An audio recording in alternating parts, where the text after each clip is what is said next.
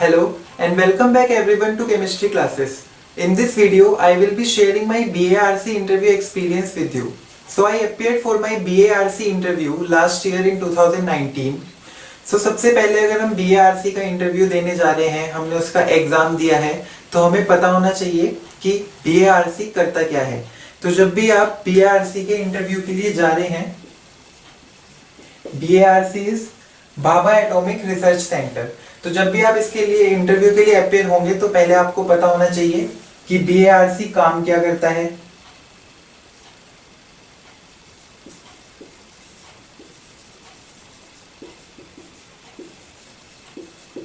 What does it do? आप BARC के बारे में पढ़ के जाइए कि जैसे इसका फाउंडेशन कब हुआ था, फाउंडर कौन है, BARC किस चीज पे एम करता है. जैसे हम वहाँ इंटरव्यू के बाद अगर सेलेक्ट होते हैं तो BARC हमें क्या प्रोवाइड करेगा, मतलब हम किस चीज के लिए हमने अप्लाई किया है, अप्लाई हमने किस चीज के लिए किया है.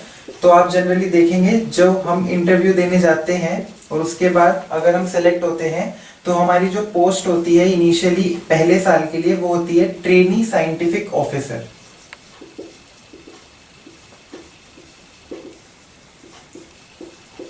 TSO. एक्चुअली BARC दो ट्रेनिंग कोर्सेज प्रोवाइड कराता है.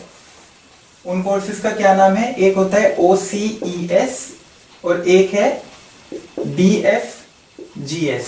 So basically these two are training courses for engineering graduates and science postgraduates. OCES की फुल फॉर्म यहाँ पे क्या है, orientation course for engineering graduates and science post graduates. और जो ये DFGS है that is basically DAE fellow graduate scholarship for engineering graduates and physics post graduates. तो इन दो ट्रेनिंग कोर्सेज के लिए बेसिकली हमने अप्लाई किया है और जब हम इस पे सेलेक्ट हो जाते हैं तो हमारा जो इनिशियली एक साल की एक ट्रेनिंग होती है उसमें हमारी जो पोस्ट होगी वो होती है ट्रेनी साइंटिफिक ऑफिसर TSO. तो पहली बात तो ये. अब BARC के इंटरव्यू तक पहुंचने के लिए हमारे पास क्या क्राइटेरिया है. अभी यहां मैं स्पेसिफिकली साइंस पोस्ट ग्रेजुएट्स की बात कर रहा हूं, उसमें भी स्पेसिफिकली MSc केमिस्ट्री.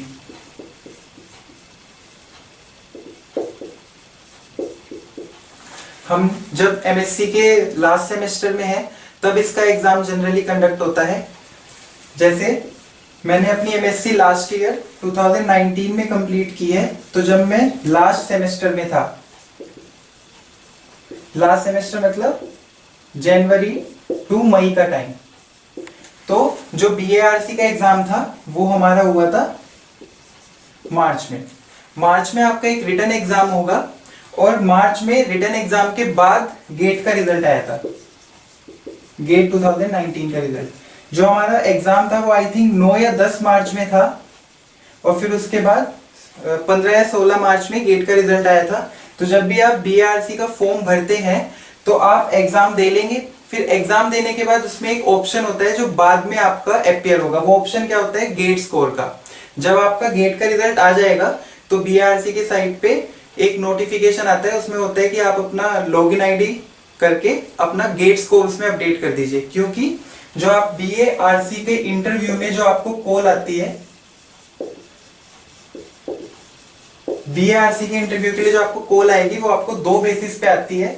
एक आती है जो आपने BARC का ही एग्जाम दिया है और एक आती है आपकी गेट स्कोर के बेसिस पे. तो इसलिए आपको अपना गेट का स्कोर अपडेट करना होता है जब गेट का रिजल्ट आपका आ जाता है. फिर आपका जब BARC का इंटरव्यू का लिए कॉल आएगी तो एक रिजल्ट आता है, BARC का रिजल्ट आएगा, उसमें आपका BARC का स्कोर होगा. जो आपने BARC का एग्जाम दिया था उसमें आपका स्कोर होगा, उसमें आपका गेट का स्कोर भी होगा जो आपने डाल दिया था. फिर उसमें एक BARC के स्कोर की कट ऑफ होती है और एक आपकी गेट के स्कोर की कट ऑफ होती है. तो उन दोनों में से अगर आपने एक भी कट ऑफ क्लियर कर लिया तो आपको इंटरव्यू के लिए कॉल आएगी, मतलब आपका इंटरव्यू की लिस्ट में नाम आएगा. अगर आपने दोनों कट ऑफ क्लियर करी है तो उसमें भी वो रिमार्क्स में मेंशन करते हैं कि जो आपका सिलेक्शन है वो किस कट ऑफ के बेसिस पे हुआ है, अगर आपने दोनों कट ऑफ क्लियर की है.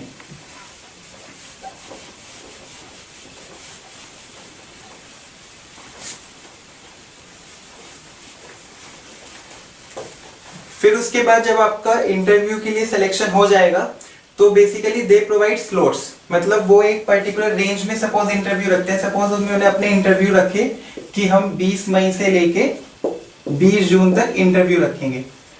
तो जब भी आपका इंटरव्यू में नाम आ जाएगा तो एक पर्टिकुलर डे से स्लॉट्स ओपन होंगे।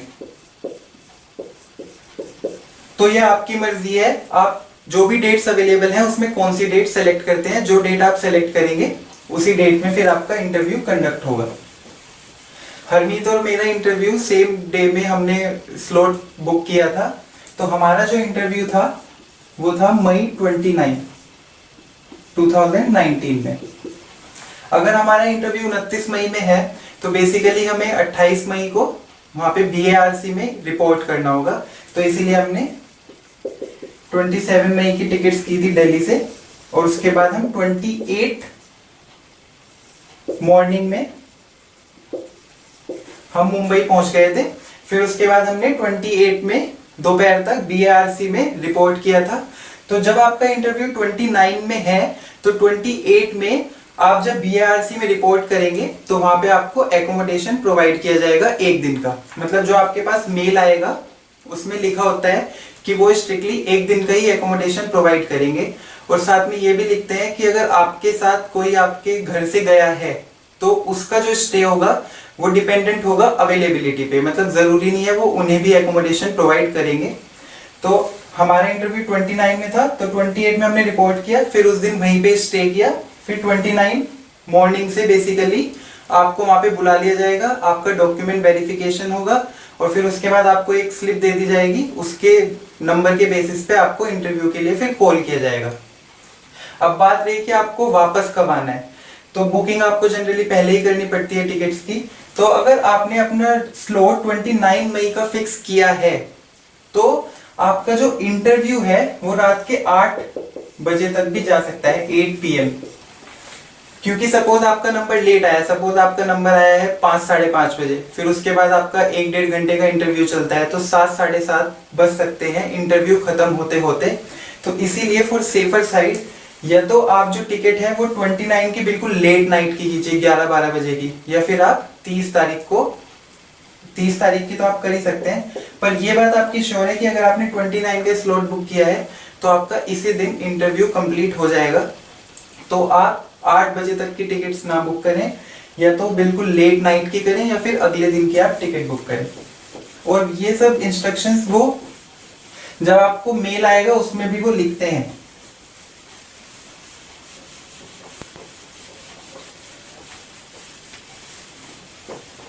सो ये सब कुछ इंटरव्यू से रिलेटेड चीजें थी।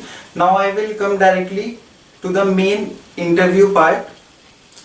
तो इंटरव्यू में आपने देखा ही होगा कि जब भी आप BARC के इंटरव्यू के लिए जाएंगे तो जो पैनल है वो आपसे जनरली आपके टॉपिक्स ऑफ इंटरेस्ट पूछता है कि आप अपने 5 टॉपिक्स लिख दीजिए जिनमें आपको कॉन्फिडेंस है, जिनमें आप अच्छे से आंसर दे सकते हैं, और फिर उन्हीं टॉपिक्स के बेसिस पे वो आपसे पूछते हैं। और डॉक्यूमेंट्स के रिलेटेड हरमीत ने आपको बताया ही था कि आप अपने सभी डॉक्यूमेंट्स अपने साथ लेके जाइए। आपके जो भी सर्टिफिकेट्स हैं आप उसे अपने फोल्डर में लेके जाइए। जब आप वहाँ पे जाएंगे तो आपसे आपकी फाइल मांगते हैं, देखते हैं, तो इसीलिए आपके पास सब वहाँ पे अवेलेबल होना चाहिए। जब आप जाएंगे तो वही पहले आपसे वो थोड़ा इंट्रोडक्शन भी पूछ सकते हैं, ये पूछ सकते हैं कि आपने अपनी ग्रेजुएशन पोस्ट ग्रेजुएशन कहाँ से की है, और फिर कुछ भी क्वेश्चन उससे रिलेटेड वो आपसे पूछ सकते हैं। फिर वो डायरेक्टली जनरली केमिस्ट्री पोर्शन पे आ जाएंगे और आपसे बोलेंगे कि आप अपने 5 फेवरेट टॉपिक्स लिखिए। तो जो मैंने अपने 5 टॉपिक्स लिखे थे वो थे, पहला था फिजिकल स्पेक्ट्रोस्कोपी,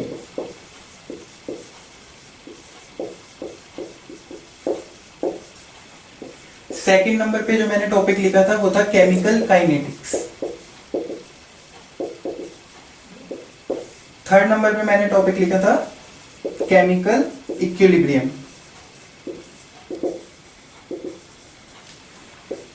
फिर फोर्थ नंबर पे लिखा था ऑर्गेनोमेटेलिक्स,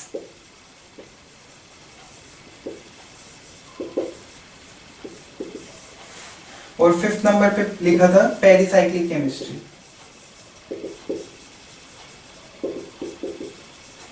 मतलब मैंने 3 टॉपिक फिजिकल केमिस्ट्री से दिए थे, एक इनऑर्गेनिक केमिस्ट्री और एक ऑर्गेनिक केमिस्ट्री से टॉपिक दिया था। मेरा जो इंटरव्यू का टाइम था वो था 1 आवर 13-14 मिनट्स। मेरा 1 घंटा 13-14 मिनट के करीब इंटरव्यू चला था और उसमें जो मेरा मेजर पोर्शन कवर किया था इंटरव्यू का वो था फिजिकल स्पेक्ट्रोस्कोपी। मतलब फिजिकल स्पेक्ट्रोस्कोपी से ही उन्होंने, मतलब मेरा जो इंटरव्यू का फ्लो था वो बिल्कुल इसी वे में था। मतलब उन्होंने रैंडमली कुछ नहीं पूछा है, इसी फ्लो में पूछा था। और फिर उसके बाद मेनली जो पोर्शन कवर किया था उन्होंने, मतलब major part of my time was to physical spectroscopy।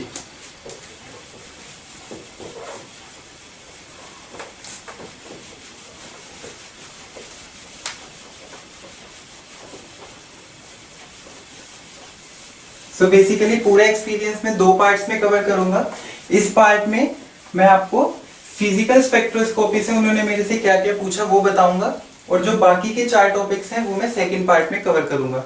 तो फिजिकल स्पेक्ट्रोस्कोपी जब मैंने उन्हें पहले बोला तो उन्होंने पहले सबसे मुझे कहा था कि आप मोर्स पोटेंशियल कर्व ड्रॉ कीजिए। तो मोर्स पोटेंशियल कर्व क्या होता है? Basically this curve is drawn for those systems which are anharmonic oscillator. जब भी हम मॉलिक्यूल की बात करेंगे, सपोज हमारे पास एक हाइड्रोजन मॉलिक्यूल है और हमारे से बोले मोर्स पोटेंशियल कर्व ड्रॉ कीजिए, तो मोर्स पोटेंशियल कर्व में जो आपकी वाई एक्सिस होती है दैट इज एनर्जी, और जो आपकी एक्स एक्सिस होती है वो होती है आपकी इंटरन्यूक्लियर सेपरेशन या फिर internuclear distance. So this curve is for real molecules जैसे हाइड्रोजन मॉलिक्यूल। और इसका नेचर क्या होता है? इसका नेचर होता है कुछ ऐसा।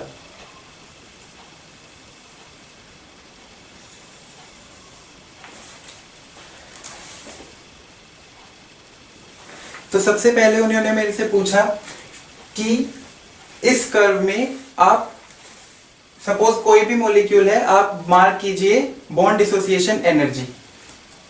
तो सबसे पहले मैंने जब बॉन्ड डिसोसिएशन एनर्जी मार्क की तो मैंने यहाँ पे पहले मार्क किया इसका 0 पॉइंट एनर्जी। 0 पॉइंट एनर्जी मतलब V की वैल्यू 0, जो हमारा वाइब्रेशनल लेवल है उसकी V की वैल्यू 0। और फिर मैंने कहा कि ये जो है ये हमारे मॉलिक्यूल की बॉन्ड डिसोसिएशन एनर्जी है। फिर उन्होंने मेरे से पूछा क्या इसमें ये बस एक ही एनर्जी होती है? ये एनर्जी क्या होगी अगर हम इसे यहां से यहां तक बिल्कुल नीचे तक मिला दें? तो बेसिकली जो ये एनर्जी होती है आपकी, ये होती है आपकी वेल डेप्थ। इस कर्व से एक्चुअली में हमें 2 तरीके की बॉन्ड डिसोसिएशन एनर्जी मिलती है। एक होती है आपकी थ्योरेटिकल बॉन्ड डिसोसिएशन एनर्जी और एक होती है आपकी स्पेक्ट्रोस्कोपिक या फिर एक्सपेरिमेंटल बॉन्ड डिसोसिएशन एनर्जी। तो जो ये आपकी यहां से लेके यहां तक है ये तो है आपकी स्पेक्ट्रोस्कोपिक या एक्सपेरिमेंटल, और ये जो आपकी दूसरी बॉन्ड डिसोसिएशन एनर्जी है ये आपकी थ्योरेटिकल। अब इनमें एक्चुअली में डिफरेंस क्या है? इनमें मेन डिफरेंस ये है कि जो भी आपके पास मॉलिक्यूल है उस मॉलिक्यूल के अंदर आपकी होती है एक 0 पॉइंट एनर्जी। तो जब आप उसे एक्चुअली में डिसोसिएट करना चाहेंगे तो आपको सिर्फ इतनी ही एनर्जी देनी होगी एक्चुअली में, क्योंकि ये इतनी जो एनर्जी है वो मॉलिक्यूल ऑलरेडी प्रोसेस कर रहा है। तो आपको सिर्फ इतनी एनर्जी देनी होगी ताकि वो मॉलिक्यूल टूट जाए। तो इसीलिए दिस इज एक्सपेरिमेंटल और ट्रू बॉन्ड डिसोसिएशन एनर्जी। अब इस कर्व में, और अब उन्होंने मेरे से बोला अच्छा इसकी आपने एक्स एक्सिस मार्क किए इंटरन्यूक्लियर डिस्टेंस, तो यहां से यहां तक की डिस्टेंस क्या है? तो that is the equilibrium bond length, मतलब जो आपकी एक्चुअल बॉन्ड लेंथ होती है जो हम ऑब्जर्व करते हैं। तो ये हो गया आपका सपोज R0। तो यहां से यहां तक की जो आपकी डिस्टेंस हो गई that is bond length of that molecule. अब उन्होंने कहा कि इस ग्राफ में आप मॉलिक्यूल को ड्रॉ कीजिए। तो पहले मुझे समझ नहीं आया कि वो मेरे से क्या करवाना चाह रहे हैं, बट हाँ बीआरसी के इंटरव्यू में ये चीज आप सबसे ज्यादा आपको भी अच्छी लगेगी। अगर वो आपसे कोई भी क्वेश्चन पूछते हैं तो उनका मेन मकसद ये नहीं रहता कि बस कैंडिडेट बोले कि नहीं ये मुझे नहीं आता और वो आगे एकदम शिफ्ट कर जाए। अगर वो कोई भी क्वेश्चन आपसे पूछेंगे तो वो चाहते हैं कि वो स्टूडेंट से ही उसका आंसर निकलवा सकें। तो अगर आप मना भी करते हैं कि नहीं मुझे समझ नहीं आया तो आपको उस आंसर पे ले जाने की पूरी कोशिश करते हैं। 2 से 3 मिनट तक वो आपको हिंट्स देते रहेंगे, और जैसे ही उन्हें समझ आया कि हाँ कैंडिडेट ने हिंट समझ लिया है और ये सही आंसर की तरफ अप्रोच कर रहा है, then they will move forward to next question. मतलब जैसे ही उन्हें दिखा कि हाँ कैंडिडेट को पता है सही आंसर, इसकी तरफ सही आंसर उसे समझ आ गया और बिल्कुल सही जवाब दे रहा है, तो वो आगे मूव करेंगे। तो मॉलिक्यूल ड्रॉ करने का उनका क्या बोलना चाह रहे थे, वो ये कहना चाह रहे थे कि मॉलिक्यूल कैसे ड्रॉ करो ऐसे। मतलब पहले मुझे समझ नहीं आया, बट उन्होंने मुझे हिंट्स देके उस स्टेज पे पहुंचा दिया कि मैं ड्रॉ कर पाया। एक्चुअली अगर ये हमारी बॉन्ड लेंथ है, तो जो हमारे दोनों एटम्स होंगे, सपोज डाइएटॉमिक मॉलिक्यूल है, तो हमारा एटम कहाँ होगा, एक एटम तो मेरा यहाँ पे होना चाहिए और एक एटम मेरा यहाँ पे होना चाहिए। तो उन्होंने मेरे से बस यही बोला था कि मॉलिक्यूल सपोज आपके पास डाइएटॉमिक है और जो दो एटम्स हैं उन्हें आप ड्रॉ कीजिए, मतलब मॉलिक्यूल को आप ग्राफ के ऊपर ड्रॉ कीजिए। अब एकदम तो स्ट्राइक नहीं किया, बट वो सिर्फ ये चाह रहे थे कि मैं यहाँ पे दो एटम्स बना दूं, इससे ये हमारा शो होगा कि ये हमारी बॉन्ड लेंथ है। नाउ अब ये आपकी हो गई यहाँ पे बॉन्ड डिसोसिएशन एनर्जी। इसके बाद उन्होंने मेरे से इसमें बोला था कि आप इसमें जो ये वाइब्रेशनल लेवल्स हैं इन्हें ड्रॉ कीजिए। तो सपोज ये आपका हो गया V इक्वल 0, फिर उसके बाद ये आपका हो गया V इक्वल 1, फिर ये मैंने ऐसे ड्रॉ किया। तो इसमें उन्हें क्या देखना था बेसिकली, जब भी हम यहाँ पे anharmonic oscillator type system की बात कर रहे हैं, एन हार्मोनिक मतलब कि जो हमारा मॉलिक्यूल है उसका बॉन्ड टूटेगा, मतलब ये नहीं आप उसे इनफाइनाइटली स्ट्रेच कर देंगे। अगर आप उसे स्ट्रेच करेंगे तो एक पर्टिकुलर मोमेंट के बाद वो टूट जाएगा। उस सिस्टम को हम एन हार्मोनिक ऑसिलेटर बोलते हैं। तो ये एनर्जी लेवल्स यहाँ पे आपके पास आते रहेंगे। फिर उन्होंने कहा कि अच्छा हार्मोनिक ऑसिलेटर सुना है, सुना है, सिंपल हार्मोनिक ऑसिलेटर। सिंपल उसमें टर्म क्या सिग्निफाई करता है, तो सिंपल हार्मोनिक ऑसिलेटर में जो सिंपल टर्म है वो सिर्फ ये बताता है कि हम स्मॉलर एम्पलीट्यूड्स की बात कर रहे हैं, मतलब हम क्वांटम लेवल पे बात कर रहे हैं। तो उसमें और इसमें क्या डिफरेंस होगा, तो जब भी आप सिंपल हार्मोनिक ऑसिलेटर की बात करेंगे तो उसमें आपका जो यहाँ पे ये डिसोसिएशन के लिए जो ये कर्व ने यहाँ पे शेप ली है वो सिंपल हार्मोनिक ऑसिलेटर में प्रेजेंट नहीं होती। और उसमें जो आपके जो लेवल्स हैं वो आपके इक्विडिस्टेंट होंगे। इक्विडिस्टेंट क्यों होंगे, अब जब ये वाली चीज आ गई कि अच्छा इसमें इक्विडिस्टेंट है और इसमें इक्विडिस्टेंस नहीं है, तो फिर आई एनर्जी के एक्सप्रेशंस की बात कि इनका एनर्जी का एक्सप्रेशन है क्या एक्चुअली में। तो इसका जो हार्मोनिक वाले का होता है वो होता है EV is equals to V plus half h nu. अब जैसे जैसे आप इसमें V की वैल्यूज डालते रहेंगे 0 1 2 3, तो वो क्या आएगा 1/2 H new, 3/2 H new, 5/2 H new. तो बेसिकली जो डिफरेंस होगा ये आपका एच न्यू होगा, इसलिए इक्विडिस्टेंट है। बट जब आप एन हार्मोनिक ऑसिलेटर की बात करेंगे तो इसका जो एनर्जी का एक्सप्रेशन है वो आपका क्या होता है, वो होता है V plus half h nu minus V plus half whole square h nu XC। अब ये XC क्या है, XC है आपका एनहार्मोनिसिटी कोफिशिएंट। तो इस एक्सप्रेशन में हमने सिर्फ एक टर्म तक लिखा है, इसमें और भी हायर टर्म्स होती हैं जिसे हम इग्नोर करते हैं। अब आपने इसमें देखा होगा कि जो ये नेगेटिव साइन आया है, अब जैसे जैसे जैसे इसमें आप V की वैल्यू बढ़ाएंगे तो जो ये EV है, इसकी लेवल की एनर्जी है वो आपकी घटती रहेगी। तो इसीलिए इसमें जैसे जैसे आप ऊपर जाएंगे तो जो लेवल्स का गैप है ये घटता जाएगा और फाइनली एक स्टेज ऐसी आएगी कि वो मर्ज हो जाएगा और उसी V को बोलते हैं V मैक्स, जिसपे आपका मॉलिक्यूल डिसोसिएट कर जाएगा। अब जैसे ये V मैक्स की बात आती है तो हाँ, इसमें मुझे उन्होंने एक्सप्रेशन भी निकालने के लिए बोला था कि आप V मैक्स का एक्सप्रेशन कैसे निकालेंगे। अब जब V मैक्स के एक्सप्रेशन की बात आती है तो इसका जो हमारे पास तरीका होता है वो क्या होता है, हमने क्या बोला कि V मैक्स हमारा वो वाइब्रेशनल लेवल है जिसपे जाके आपका मॉलिक्यूल टूट जाएगा, डिसोसिएट हो जाएगा। तो V मैक्स को निकालने के लिए आपको क्या कंडीशन दिख रही है, मतलब जैसे जैसे जैसे आप ऊपर जा रहे हैं तो ये मर्ज होते जा रहे हैं। तो एक ऐसा पॉइंट आएगा ना कि जब आप डिफरेंस इन द एनर्जी निकालेंगे, मतलब जैसे आपने यहाँ पे इस लेवल से इस लेवल का एनर्जी डिफरेंस देखा, ये हो गया एच न्यू। तो यहाँ पे आके जब ये डिसोसिएट हुआ है तो एक पॉइंट ऐसा आया होगा ना कि जो दो वाइब्रेशनल एनर्जी लेवल्स हैं उनके बीच का गैप जीरो हो गया होगा। तो इसीलिए आपको Vmax निकालने के लिए क्या कंडीशन पुट करनी होगी, that delta EV is equals to zero. तो delta EV is equals to zero. अब इसमें जब आप निकालेंगे तो सिलेक्शन रूल जो हमारा वाइब्रेशनल स्पेक्ट्रोस्कोपी के लिए है वो हमारा क्या होता है कि डेल्टा V शुड बी +-1। अब जब सिलेक्शन रूल की बात आई तो इसमें थोड़ा डिस्कशन हमारा इस पे भी गया था कि जो सिंपल हार्मोनिक ऑसिलेटर है उसमें जो आपका सिलेक्शन रूल होता है वो होता है डेल्टा V इक्वल्स टू +-1। जब हम एन हार्मोनिक ऑसिलेटर की बात करते हैं तो एन हार्मोनिक ऑसिलेटर में आपका जो सिलेक्शन रूल होता है +-1, +-2, +-3। तो यहाँ पे भी डिस्कशन आया था कि एन हार्मोनिक ऑसिलेटर में जब ये सिलेक्शन रूल है तो ये सिलेक्शन रूल कैसा रहा, इसमें तो सारे ट्रांजिशंस अलाउड है, +-1 का भी, +-2 का भी, +-3 का भी। तो ये कैसा सिलेक्शन रूल जब सारी ट्रांजिशंस अलाउड है।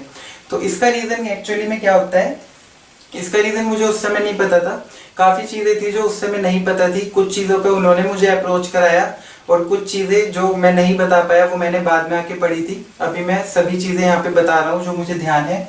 तो इसका रीजन एक्चुअली में क्या होता है, जब भी हम एन हार्मोनिक ऑसिलेटर की बात करते हैं तो इसमें आपकी पर्टर्ब्ड हो गया है ये सिस्टम। ये अब आपका आइडियल सिस्टम नहीं रहा है, ये आपका पर्टर्ब्ड सिस्टम है। उस पर्टर्ब्ड सिस्टम होने की वजह से इसमें जो बाकी की ट्रांजिशंस हैं +-2, +-3, +-4 वो भी आपकी अलाउड हैं। बट फिर भी हम +-1 को ही सबसे ज्यादा कंसीडर करते हैं। क्यों? बिकॉज जो आपका ट्रांजिशन की प्रोबेबिलिटी है वो आपकी डिपेंड करती है ट्रांजिशन मोमेंट इंटीग्रल पे। जो प्रोबेबिलिटी है, इंटेंसिटी, जो आपकी ट्रांजिशन की इंटेंसिटी होगी वो आपकी डायरेक्टली प्रोपोर्शनल होती है ट्रांजिशन मोमेंट इंटीग्रल के स्क्वायर के। तो अगर आप इसमें देखें भले ही सब अलाउड है लेकिन जो +-1 वाला आपका सिलेक्शन रूल है उसी की आपकी इंटेंसिटी सबसे ज्यादा होती है। तो इसलिए एन हार्मोनिक ऑसिलेटर में भी हम जो सबसे ज्यादा ट्रांजिशन की इंटेंसिटी देखते हैं +-1 में है। तो इसीलिए डेल्टा EV इक्वल 0 में भी हम +-1 को ही कंसीडर करेंगे। तो Vmax कैसे निकलेगा,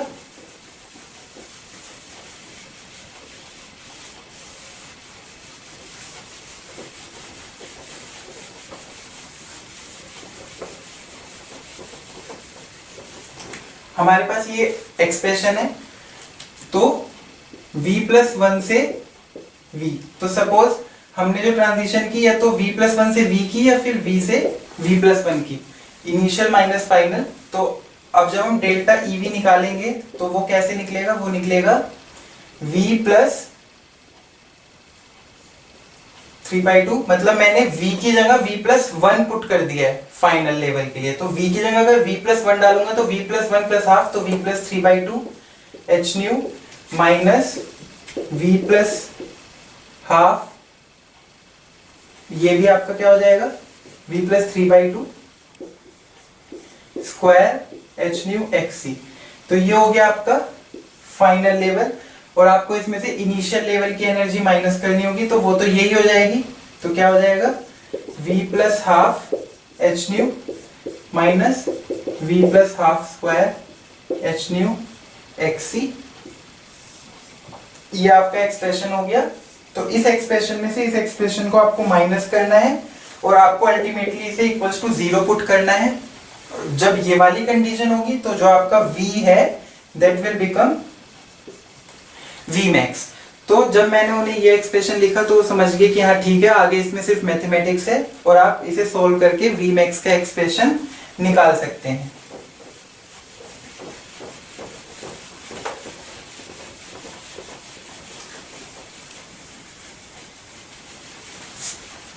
अभी यहाँ पे जो बात हो रही थी वो हो रही थी वाइब्रेशनल लेवल्स की। इसके बाद क्या हुआ, जो यहाँ पे मेरा एक सिंपल हार्मोनिक ऑसिलेटर वाला बना हुआ था,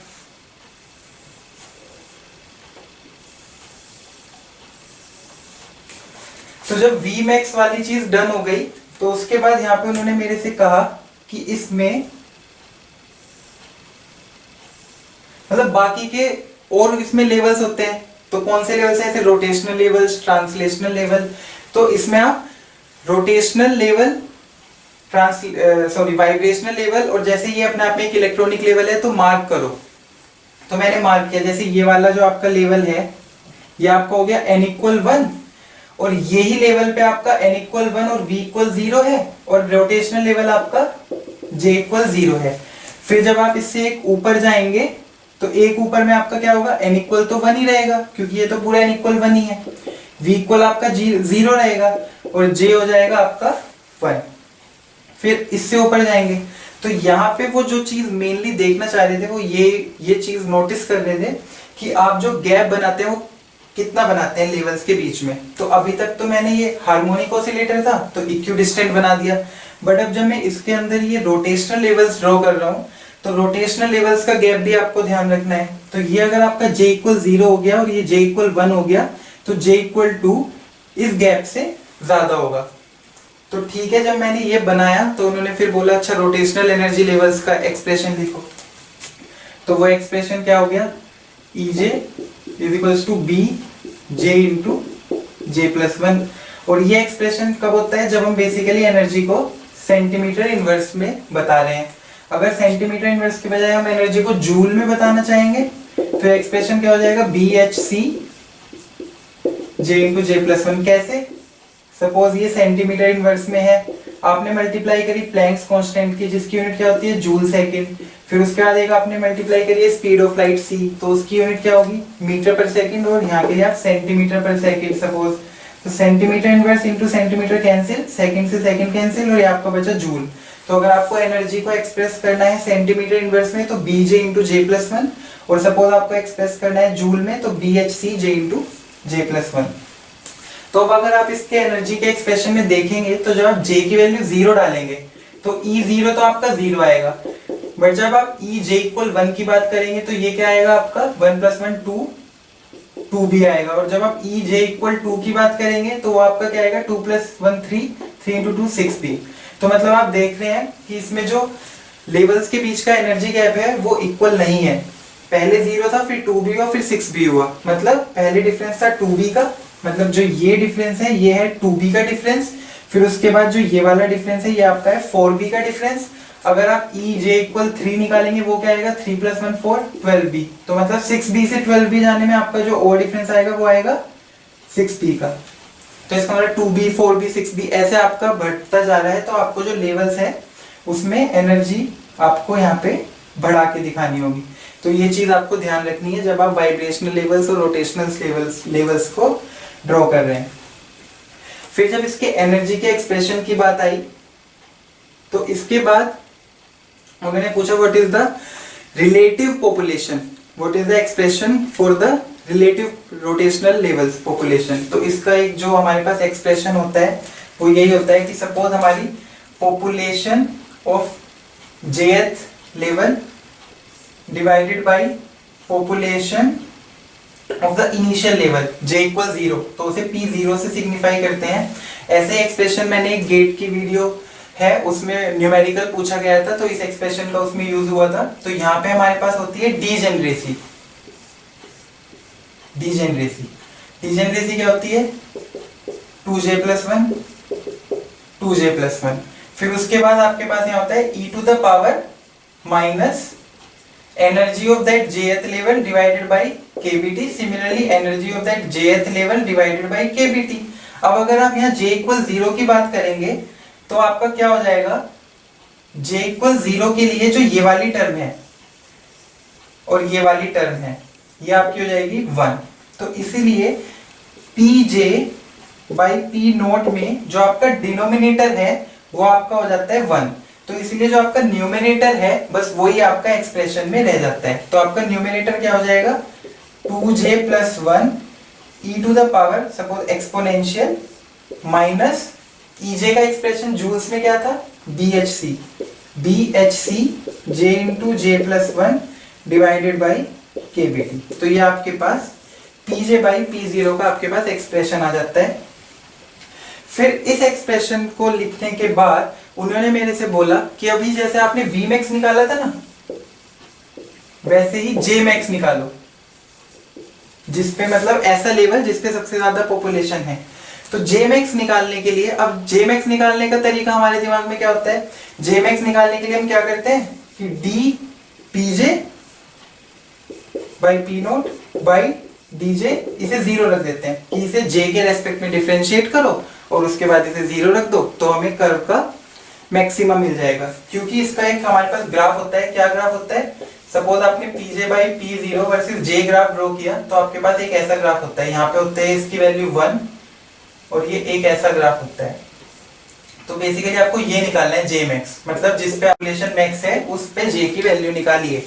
तो जब मैंने ये एक्सप्रेशन लिखा तो सबसे पहले उन्होंने मेरे से पूछा, अरे तुमने जब वी मैक्स निकाला था तब तो डेल्टा ईवी को ऐसे जीरो रख दिया, और अभी जब पी जे मैक्स निकालने की बात आ रही है तो अभी तुमने ये डिफरेंशिएशन करके इक्वल टू जीरो रखने की बात करी है, तो इसमें क्यों डिफरेंस है? मतलब जब आप किसी भी चीज का मैक्सिमा या मिनिमा निकाल रहे हैं तो आपका एक ही प्रोसीजर फॉलो कीजिए।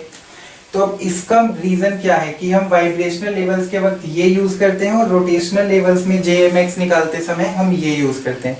एक्चुअली जब भी हम इन लेवल्स की बात कर रहे हैं तो ये जो लेवल्स हैं ये होते हैं हमारे डिस्क्रीट, मतलब इनके बीच में कुछ नहीं है, मतलब एक लेवल यहाँ है तो एक यहाँ है, एक यहाँ है, डिस्क्रीट लेवल्स हैं। लेकिन जब भी हम डिफरेंशिएशन की बात करते हैं तो आपने मैथमेटिक्स में पढ़ा होगा कि डिफरेंशिएशन हमेशा ऐसे फंक्शन का होगा जो हमारा कंटिन्यूअस फंक्शन है।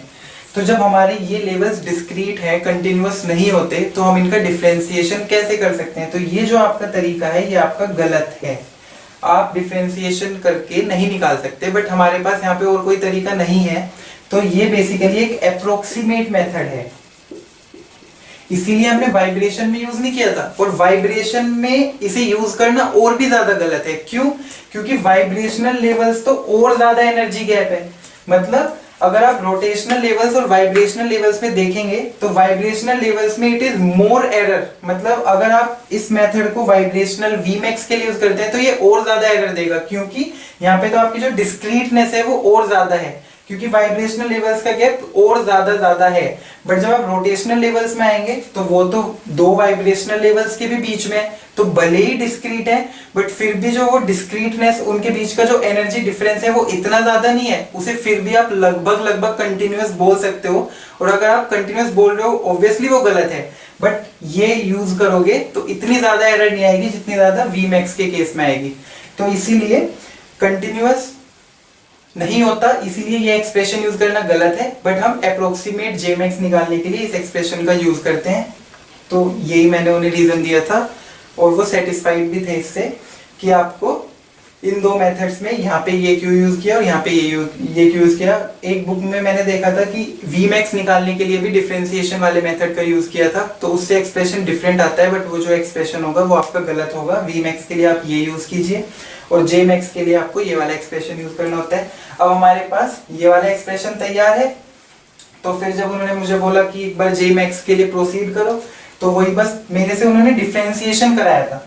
मतलब इसका जैसे ही मैंने डिफरेंशिएशन कर दिया, क्योंकि डिफरेंशिएशन इसलिए कराया बिकॉज इसमें यहाँ पे प्रोडक्ट रूल लगेगा, इसके इस पोर्शन में भी जे है और इस पोर्शन में भी जे है, तो उन्होंने बस मेरे से थोड़ी मैथमेटिक्स भी देखी, तो इस पोर्शन में मैंने जे के रेस्पेक्ट में डिफरेंशिएट किया।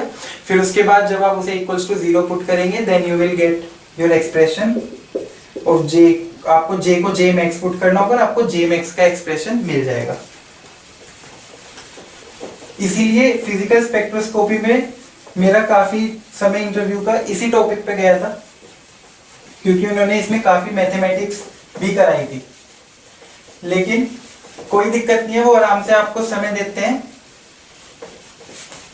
आप आराम से वहां पे वो पेपर देंगे, पेंसिल देंगे, आप आराम से सॉल्व कीजिए, कोई दिक्कत नहीं है। हड़बड़ी नहीं करनी है, उन्हें आपसे ऐसे कोई जल्दी रटा हुआ एक्सप्रेशन नहीं चाहिए। और जैसे ही वो देखेंगे कि आप मैथमेटिकली सही प्रोसीड कर रहे हैं तो आपको खुद रोक देते हैं कि ठीक है, ओके, अब आगे क्वेश्चन पे शिफ्ट करते हैं।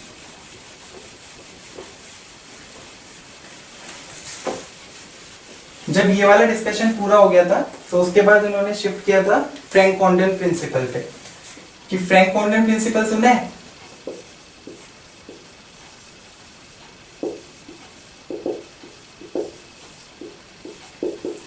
तो फ्रैंक कॉन्डन प्रिंसिपल क्या है? फ्रैंक कॉन्डन प्रिंसिपल बेसिकली आपको जब भी आपकी ट्रांजिशन होगी, वाइब्रेशनल ट्रांजिशन होगी, इलेक्ट्रॉनिक ट्रांजिशन में जब भी आपकी इलेक्ट्रॉनिक ट्रांजिशन होती है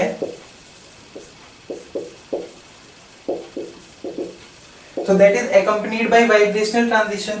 तो ये उसकी इंटेंसिटी के बारे में आपको बताता है कि कब इंटेंसिटी आपकी कम होगी, कब इसकी इंटेंसिटी ज्यादा होगी। और जब भी हमारी इलेक्ट्रॉनिक ट्रांजिशन के समय वाइब्रेशनल ट्रांजिशन होती है तो मेन चीज डिफर क्या करती है, एक्चुअली में जो इलेक्ट्रॉनिक ट्रांजिशन है that is very fast. Electronic transition nuclear coordinates के कंपैरिजन में काफी ज्यादा फास्ट है। मतलब इलेक्ट्रॉनिक ट्रांजिशन हो भी जाएगी और न्यूक्लियर कोऑर्डिनेट्स चेंज नहीं हो पाएंगे because it is very fast as compare to change in nuclear coordinates. तो इसीलिए फ्रैंक कोंडोन प्रिंसिपल हमें इसी बारे में बताता है। तो इसे एक्सप्लेन करने के लिए एक्चुअली में आपको ग्राफ ड्रॉ करना होगा।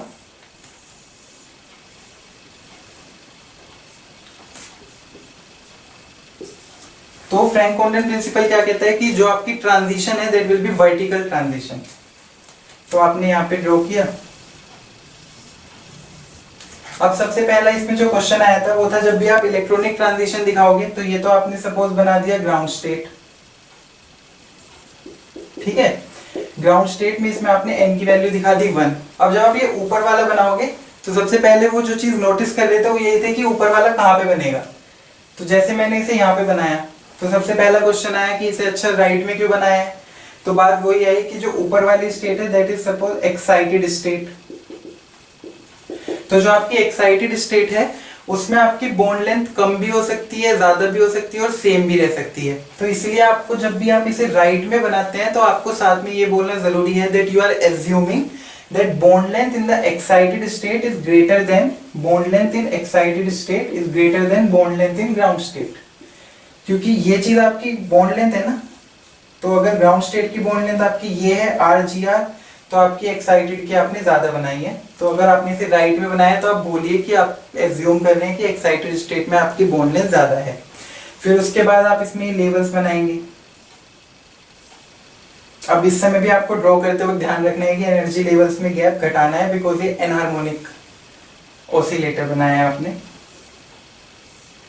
फिर उसके बाद फ्रैंक कोंडोन प्रिंसिपल क्या कहता है कि जो आपकी ट्रांजिशन है वो सबसे ज्यादा प्रोबेबल कौन होगी, जो आपकी वर्टिकल ट्रांजिशन होगी। अब वर्टिकल ट्रांजिशन कैसे, फिर उन्होंने मेरे से कहा इसमें ड्रॉ करो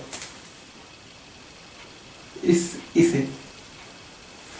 तो v इक्वल 0 के लिए ऐसे बनेगा, फिर v इक्वल 1 के लिए एक नोड आएगी और ये नीचे से बनेगा। ये मैथमेटिकल फंक्शन पे डिपेंड करता है कि आपने इसे ऊपर से क्यों बनाया, इसे नीचे से क्यों बनाया। बट ये चीज भी देवर चेकिंग कि जो मैंने ये साइन बेसिकली जो मैंने ये मैथमेटिकल फंक्शन ड्रॉ किया है इसमें मैंने शुरू कहाँ से किया है।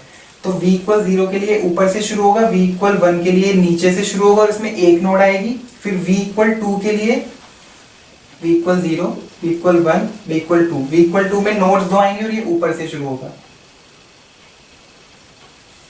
सिमिलरली आपका यहाँ पे बन जाएगा।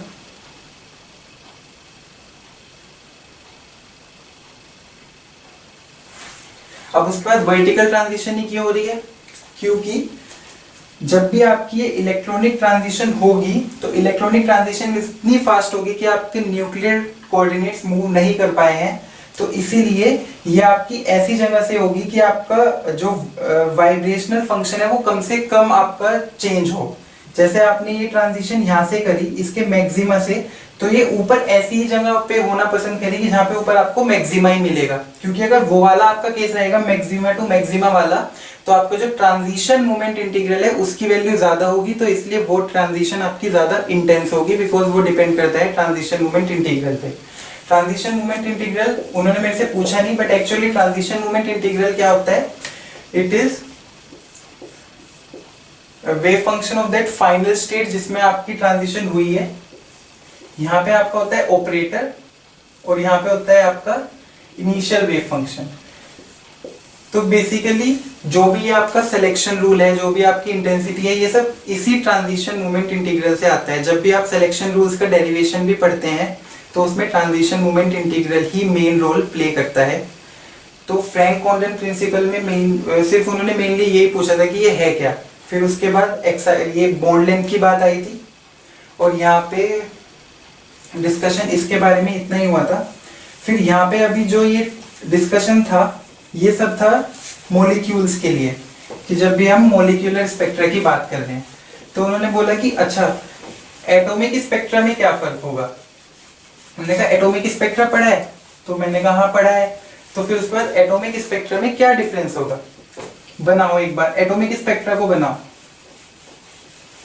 तो जब एटॉमिक स्पेक्ट्रा की बात आई तो मैंने वो बनाया ऐसे। फिर मेन चीज ये, जब भी आप उनके सामने ग्राफ ड्रॉ करेंगे और आप एक्सिस लेवल नहीं करेंगे तो सबसे पहला क्वेश्चन आप पे यही आएगा कि इसकी एक्सिस ड्रॉ करो। तो एक्सिस मैंने इसमें क्या बनाई, एब्जॉर्बेंस, और यहाँ पे इट कैन बी एनर्जी और वेवलेंथ और फ्रीक्वेंसी, एनीथिंग, कुछ भी हो सकती है। तो एटॉमिक स्पेक्ट्रा ये बनाया। उन्होंने कहा अच्छा एक बार मॉलिक्यूलर स्पेक्ट्रा ड्रॉ करो। तो मॉलिक्यूल का स्पेक्ट्रा जब बनाया तो वो ऐसे ब्रॉड बनाया। तो उन्होंने कहा अच्छा अब ये डिफरेंस क्यों है इसमें, ये एटॉमिक स्पेक्ट्रा इतना ज्यादा शार्प क्यों है और ये जो आपने मॉलिक्यूल का स्पेक्ट्रा बनाया ये इतना ज्यादा ब्रॉडनिंग इसमें क्यों है। तो इसके जो रीजंस हैं वो हरमीत ने एक वीडियो बनाई है, मैंने वही बेसिकली उन्हें लाइन ब्रॉडनिंग, बेसिकली जो आपका ये कर्व है इसके ब्रॉडनिंग के रीजन एक्सप्लेन किए थे। तो स्पेक्ट्रोस्कोपी की जो हरमीत ने वीडियो बनाई है उसका लिंक हम डिस्क्रिप्शन बॉक्स में प्रोवाइड करेंगे। उसमें जो बेसिकली मॉलिक्यूलर स्पेक्ट्रा और एटॉमिक स्पेक्ट्रा में डिफरेंस होता है वही यहाँ पे आपको एक्सप्लेन करना है। उसके बेटर एक्सप्लेनेशन के लिए आप इस वीडियो को देख सकते हैं, link we will provide in the description box. So atomic spectra और मॉलिक्यूलर स्पेक्ट्रा में डिफरेंस।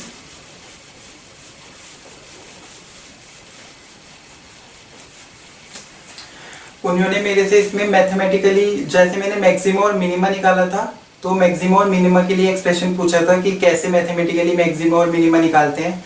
तो उसमें मैंने सिंपली एक्सप्लेन किया था कि सपोज हमारे पास कोई भी फंक्शन है, सपोज एक्स के ऊपर डिपेंडेंट एक फंक्शन है, तो मैक्सिमा मिनिमा निकालने के लिए हम क्या करते हैं, पहले हम निकालते हैं फर्स्ट डेरिवेटिव। फर्स्ट डेरिवेटिव निकालेंगे, फिर हम निकालते हैं सेकेंड डेरिवेटिव, फिर जिस भी पॉइंट पे हमें चेक करना होता है कि आपका मैक्सिमा होगा या मिनिमा होगा तो आपको सेकंड डेरिवेटिव में x की वैल्यू डाल के पुट करना होता है। अगर आपका सेकंड डेरिवेटिव की वैल्यू ग्रेटर देन 0 आती है तो वो आपका मिनिमा होता है, और अगर लेस देन 0 आती है तो वो आपका मैक्सिमा होता है। मतलब मेरे इंटरव्यू में कुछ मैथमेटिकल चीजें भी थी जो जिस पर उन्होंने फोकस किया। सो फिजिकल स्पेक्ट्रोस्कोपी में से यही पोर्शन था जो मेरे से पूछा गया। जो रेस्ट के 4 टॉपिक्स हैं that I will be discussing in the second part of my BRC interview experience. So thank you for watching this channel.